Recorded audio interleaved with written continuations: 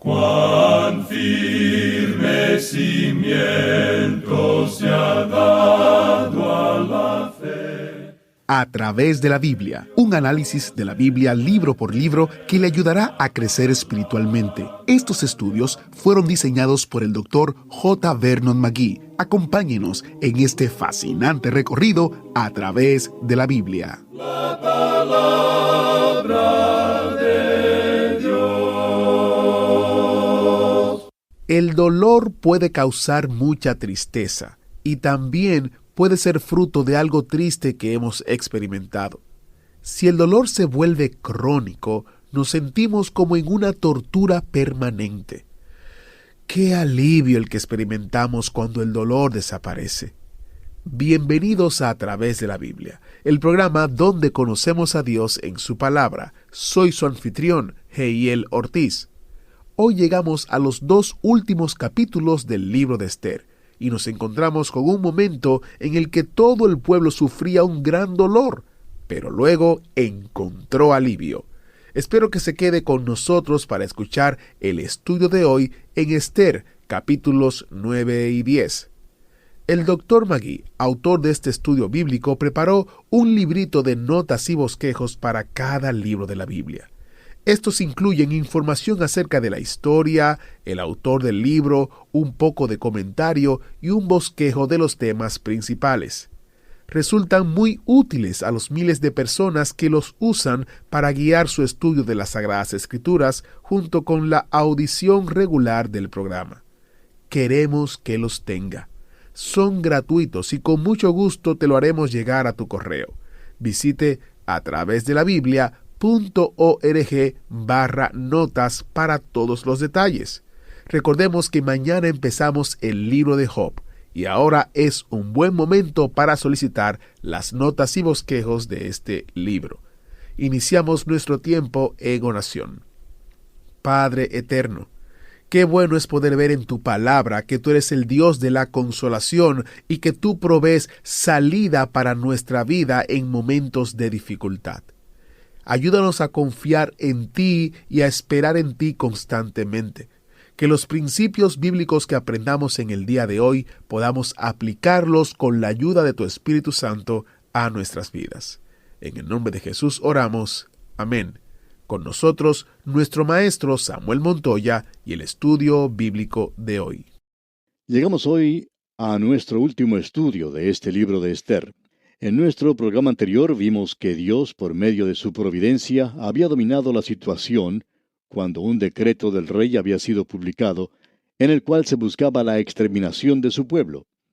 Él estaba controlando las vidas de una joven y su padre adoptivo por medio de su providencia. Ellos estaban fuera de su voluntad, pero Él estaba actuando porque Él siempre cumplirá su propósito. Dios se encuentra en las sombras, como hemos dicho en tantas ocasiones, cuidando a aquellos que le pertenecen. Así es que, cuando llegó el momento propicio, Dios tenía ya a Esther en el trono, de manera que ella pudiera actuar directamente en lo que estaba ocurriendo. Oímos hablar de que no hay ningún hombre que pueda llenar el vacío. Pues bien, aquí no había un hombre que se parara en la brecha, pero había una mujer, la reina Esther. Y podemos dar gracias a Dios por ella. Ahora, Esther no lucía muy bien al principio de esta historia, como pudimos apreciar al comienzo de la lectura de este libro. Y cuando decimos que no lucía bien, no queremos decir que era fea, porque sabemos que era una muchacha muy hermosa. Ella ganó el primer gran concurso mundial de belleza. Ella fue la Miss Universo, cuando aún no se realizaban concursos para elegir a la Miss Universo. Ella llegó a ser la reina de uno de los más grandes reinos mundiales, en realidad el segundo gran reino mundial. Así que esta joven está en esa posición en el momento propicio. Y Mardoqueo había tenido razón. Él dijo, ¿quién sabe si para esta hora has llegado al reino? Y así fue. ¿Por qué? Por la providencia de Dios. Dios estaba en control de la situación. Salió un decreto en ese reino entonces de que los que creían en el rey en esa ocasión se podrían salvar de la exterminación. Y cuando ellos lo hicieron, hubo salvación para ellos, y la reina Esther fue la receptora del cetro de gracia cuando fue extendido hacia ella. Ahora, amigo oyente, nosotros tenemos un Salvador maravilloso en el día de hoy, y el trono de Dios no es un trono de juicio, es un trono de gracia. Dios no quiere lastimarlo a usted, amigo oyente. Él tiene sus brazos abiertos, extendidos hacia un mundo perdido. Y Dios no quiere castigar a nadie. Dios le está diciendo, ven a mí. Pero tienes que hacerlo a mi manera, tienes que creer en mí, pues no hay salvación aparte de esto. Pero supongamos que en aquella época algún israelita hubiera dicho, bueno, yo no creo en ese decreto que salió del rey. No creo que pueda ser algo tan bueno y no pienso que él quisiera algo así. Me voy a proteger a mí mismo y voy a erigir una línea de defensa y me esconderé detrás de ella. Me haré una fortaleza y me defenderé a mí mismo. Y amigo oyente, eso significaría su propia muerte, porque él tenía que haber creído en ese decreto del rey. Y el decreto ha salido de parte de Dios, amigo oyente. Un decreto que dice, de parte de Dios, cree en el Señor Jesucristo y serás salvo. Y en ningún otro hay salvación, porque no hay otro nombre bajo el cielo dado a los hombres en que podamos ser salvos. Este es el decreto que existe en el día de hoy y ha sido proclamado por un Dios maravilloso y está dirigido a un mundo perdido. ¡Qué maravilloso es este decreto para nosotros, amigo oyente! Notemos ahora que esta gente judía tiene fe en este nuevo mensaje del Rey.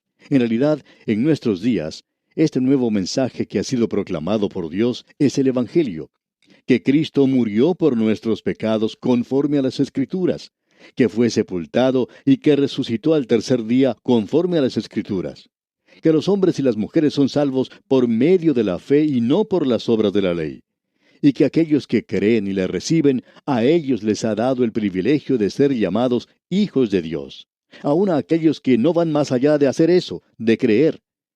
Sabed pues esto, dice el apóstol Pedro, que por medio de él se os anuncia perdón de pecados. Ahora ese es el mensaje que nos ha llegado a nosotros hoy. En realidad, para esta gente, si ellos no creían en ese mensaje, no había ninguna esperanza. Usted quizá pueda acabar con algunos malos hábitos que tenga. Quizá pueda dejar de hacer el mal. Puede hasta ir a la iglesia, puede ser bautizado. Usted puede hasta llegar a tomar parte en la cena del Señor y aún así puede sentirse miserable. De la única manera en que usted puede cambiar eso, amigo oyente, en este mundo, es acercándose a este mensaje, es decir, a la palabra de Dios y creerla. Y cuando usted la crea, entonces tendrá salvación. Ahora esta gente estaba gozosa, se nos dice. ¿Por qué? Porque creyeron en el mensaje que les había llegado. Así es que a ellos les llega este maravilloso tiempo de libertad. Y esto presenta la institución de esa gran fiesta que se conoce con el nombre de la fiesta de Purim. Nosotros no sabemos mucho sobre esta fiesta, debemos confesar. No se menciona para nada en el Nuevo Testamento. En realidad, no se hace ninguna referencia a ella en todo el Nuevo Testamento. Es una fiesta que los judíos celebran aún en el presente. Y ellos le dan mucha importancia a esta fiesta, tanta importancia como la que le dan a la fiesta de la Pascua. Ellos reconocen que esto habla de una gran liberación para ellos, y esa fiesta fue instituida para ese pueblo. Se llama la fiesta de Purim y viene de la palabra persa pur, que quiere decir suerte.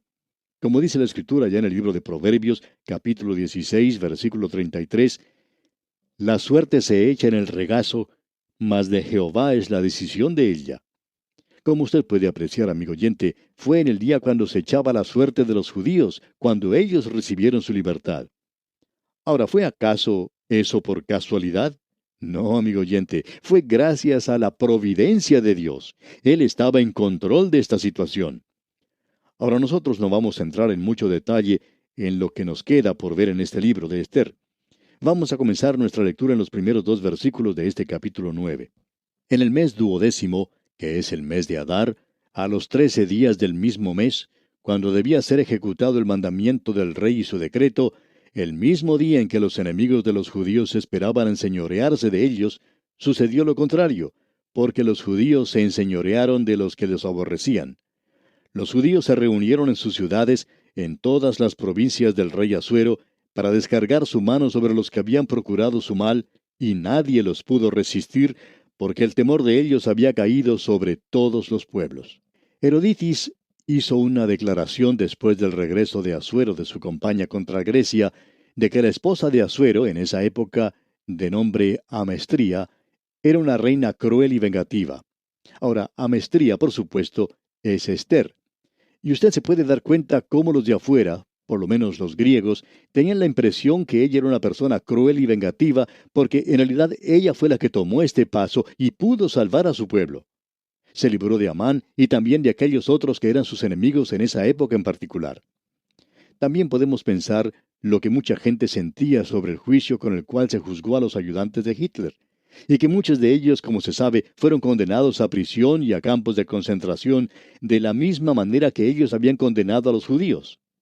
En esa época y aún en el día de hoy, hay muchas personas que piensan que eso quizá es un poco brutal y cruel, el de colocar a estos hombres en las prisiones y que ellos dicen deberían ser puestos en libertad y cosas por el estilo. Usted puede apreciar que el mundo puede engañar a aquellos que no conocen muy bien estas cosas y decir que eso era muy brutal y cruel, es decir, la forma en que estos hombres eran tratados. Pues bien, ellos eran culpables y merecían lo que recibieron. Probablemente recibieron lo justo por los crímenes cometidos. Se hizo justicia con ellos. Y eso también fue una realidad en el tiempo de Esther, pero usted puede darse cuenta cómo un rumor de esta naturaleza puede haberse divulgado. Ahora, en la primera parte del versículo 2 de este capítulo 9 de Esther leímos: los judíos se reunieron en sus ciudades, en todas las provincias del rey Asuero, para descargar su mano sobre los que habían procurado su mal. En otras palabras, ellos se defendieron de sus enemigos. Y continuando la lectura del versículo 2 y también el versículo 3 dice: y nadie los pudo resistir, porque el temor de ellos había caído sobre todos los pueblos. Y todos los príncipes de las provincias, los sátrapas, capitanes y oficiales del rey, apoyaban a los judíos, porque el temor de Mardoqueo había caído sobre ellos. En otras palabras, el trono que antes los había condenado, ahora los estaba protegiendo. Y el trono de Dios nos protege a nosotros, amigo oyente. Eso es lo que Pablo quiso decir allá en el capítulo 8 de su epístola a los Romanos cuando dijo: ¿quién acusará a los escogidos de Dios? Dios es el que justifica. Ahora, ¿cómo justifica a Dios? Pues bien, ¿quién es el que condenará? Primero, Cristo es el que murió. Segundo, el que también resucitó. Tercero, el que además está a la diestra de Dios. Y cuarto, el que también intercede por nosotros. Esa es la razón por la cual nadie puede condenar. Cristo murió por nosotros, Él resucitó, Él ascendió a la diestra de Dios, y Él está allí intercediendo por nosotros en este mismo día. Esto es maravilloso realmente. Ahora Mardoqueo estaba al lado del rey. No ya ese hombre Amán que los había condenado a muerte, sino uno que pertenecía a su propio pueblo. Y nosotros tenemos a un hombre en la gloria. Él conoce perfectamente lo que usted siente. Él sabe cómo yo me siento. Y Él está allí intercediendo por usted y por mí. Esto es algo maravilloso, saber que tenemos a alguien allá arriba que está de nuestro lado. Como usted puede apreciar, amigo oyente, las cosas han cambiado para nosotros los pecadores. Continuemos ahora con nuestra lectura en el libro de Esther y leamos el versículo 4 de este capítulo 9. Pues Mardoqueo era grande en la casa del rey, y su fama iba por todas las provincias. Mardoqueo iba engrandeciéndose más y más. Y yo, amigo oyente, tengo un Salvador en el día de hoy. Él ha sido despreciado por este mundo. En realidad, la gente está diciendo muchas cosas sucias, blasfemias acerca de Él. Pero, amigo oyente, Él es el hombre que está en la gloria. Él es el Rey de Reyes. Él es el Señor de Señores. Él es el lirio de los valles. Él es el todo codiciable. Él es señalado entre 10,000 y un día muy pronto vendrá. Por tanto, nosotros debemos practicar el doblar nuestras rodillas ante Él y adorarle y alabarle. Eso es muy importante. Él debería ser más dulce cada día para nosotros. Amigo oyente, ¿es usted un creyente que se regocija este año más de lo que se regocijó el año pasado? ¿O más de lo que se regocijó hace 10 años? Yo le doy gracias a Dios que en la actualidad yo soy un creyente mucho más feliz de lo que era hace 10 años. Y esto es algo realmente maravilloso. Ahora, en los versículos siguientes, tenemos la narración de lo que los judíos hicieron en su defensa contra aquellos que se levantaron contra ellos, y cómo ejecutaron a los hijos de Amán. Y luego en el versículo 20 de este capítulo 9 de Esther leemos: y escribió Mardoqueo estas cosas, y envió cartas a todos los judíos que estaban en todas las provincias del rey Asuero, cercanos y distantes. Hay algunos oyentes que han escrito preguntando: ¿quién fue el escritor de este libro de Esther? Pues bien, Dijimos que al final del libro por lo menos teníamos una sugerencia de quién lo había hecho y aquí la tenemos. Pensamos que fue Mardoqueo quien escribió este libro. Ahora los versículos 21 al 23 dicen, ordenándoles que celebrasen el día 14 del mes de Adar y el 15 del mismo cada año, como días en que los judíos tuvieron paz de sus enemigos, y como el mes que de tristeza se les cambió en alegría, y de luto en día bueno, que los hiciesen días de banquete y de gozo, y para enviar porciones cada uno a su vecino, y dádivas a los pobres. Y los judíos aceptaron hacer, según habían comenzado, lo que les escribió Mardoqueo. O sea que Mardoqueo estaba dándole un carácter oficial, digamos, a la institución de esta fiesta de Purim. Y leemos luego en los versículos 26 y 27, por esto llamaron a estos días Purim, por el nombre Pur. Y debido a las palabras de esta carta, y por lo que ellos vieron sobre esto, y lo que llevó a su conocimiento, los judíos establecieron y tomaron sobre sí, sobre su descendencia y sobre todos los allegados a ellos, que no dejarían de celebrar estos 2 días, según está escrito tocante a ellos, conforme a su tiempo, cada año. Y ellos, digamos de paso, han celebrado esta fiesta de Purim. Y eso en estos días debe ser recordado y guardado a través de toda generación, toda familia, en toda provincia y en toda ciudad, como vemos aquí en los versículos 28 y 29. Y que estos días serían recordados y celebrados por todas las generaciones, familias, provincias y ciudades, que estos días de Purim no dejarían de ser guardados por los judíos y que su descendencia jamás dejaría de recordarlos. Y la reina Esther, hija de Abihail, y Mardoqueo el judío, suscribieron con plena autoridad esta segunda carta referente a Purim. Nuevamente preguntamos, ¿fue Mardoqueo quien escribió este libro? Bueno, pensamos que sí, que fue él quien lo hizo. Y pasando ahora al versículo 31 leemos, para confirmar estos días de Purim en sus tiempos señalados, según les había ordenado Mardoqueo el judío y la reina Esther, y según ellos habían tomado sobre sí y sobre su descendencia, para conmemorar el fin de los ayunos y de su clamor. Y luego, siguiendo más adelante, leamos el último versículo de este libro de Esther, el versículo 3 del capítulo 10, que dice, porque Mardoqueo el judío fue el segundo después del rey Asuero, y grande entre los judíos, y estimado por la multitud de sus hermanos, porque procuró el bienestar de su pueblo, y habló paz para todo su linaje. Y amigo oyente, nosotros tenemos un Salvador que traerá paz algún día a este mundo. Notemos ahora aquí otra cosa. Hay 3 oraciones que ellos oran en la época de la fiesta de Purim. Ellos le agradecen a Jehová que son contados dignos. La segunda oración es por la preservación de sus antepasados. Y la tercera oración es que ellos han vivido para disfrutar de otro festival. Nosotros como creyentes decimos en el día de hoy que en esto vemos la providencia de Dios. En la fiesta de la Pascua, eso tiene para nosotros un significado espiritual. Cristo es nuestra Pascua y Él fue ofrecido por nosotros. En Él tenemos la salvación de Dios para nosotros. En la fiesta de Purim, tenemos el poder que nos guarda, el poder de Dios que nos protege, su providencia, la soberanía de Dios. El escritor del libro de Proverbios dice allá en el capítulo 16, versículo 33, la suerte se echa en el regazo, mas de Jehová es la decisión de ella. Él guardará a su nación, Israel.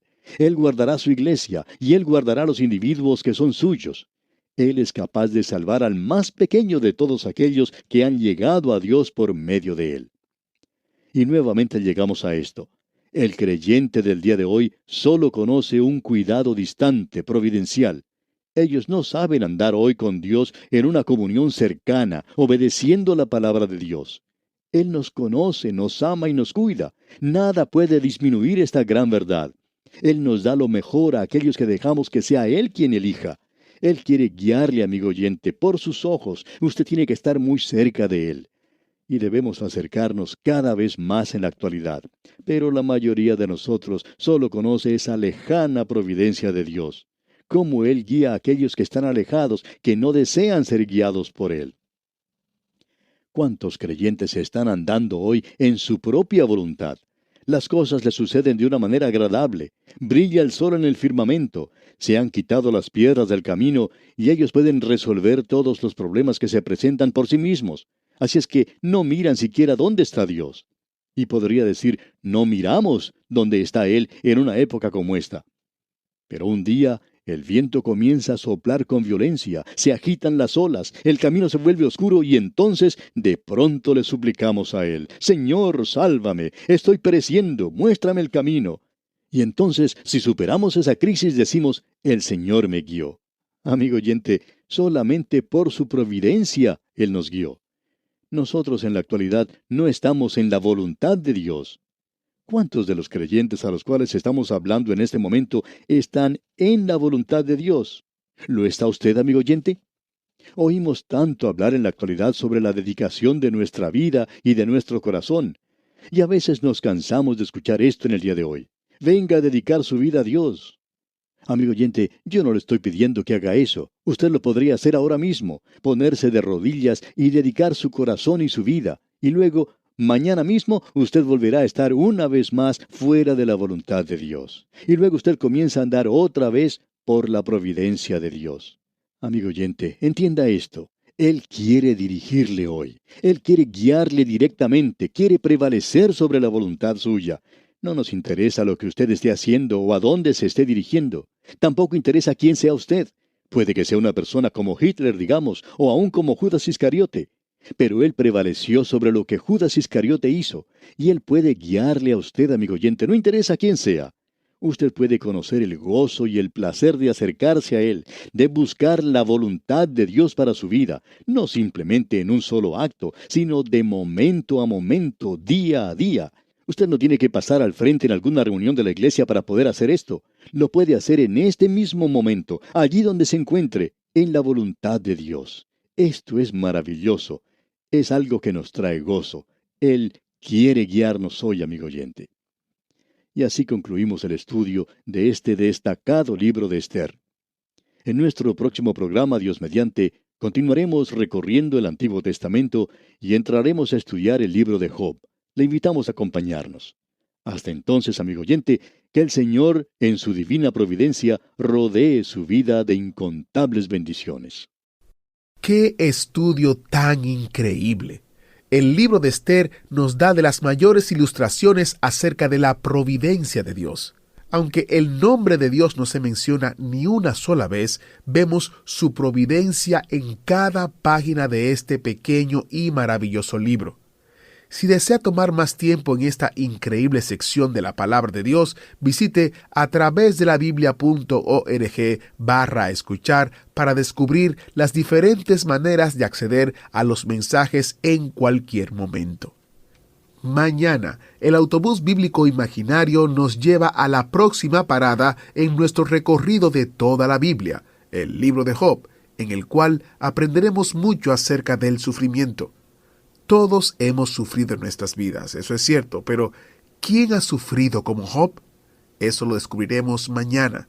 Así que le espero en una próxima entrega de su programa A Través de la Biblia. Agradecemos que nos acompañara en el estudio de hoy. Le invitamos a que visite nuestro sitio en internet atravesdelabiblia.org. Ahí puede suscribirse para recibir las notas y bosquejos de lo que estamos estudiando y noticias del ministerio. También encontrará la variedad de libros y materiales gratuitos que tenemos para usted. El sitio es atravesdelabiblia.org. Todo lo que hacemos es posible gracias al Señor y a personas como usted que se unen a nosotros en la obra de llevar la palabra entera al mundo entero. A Través de la Biblia es una producción de Radio Transmundial.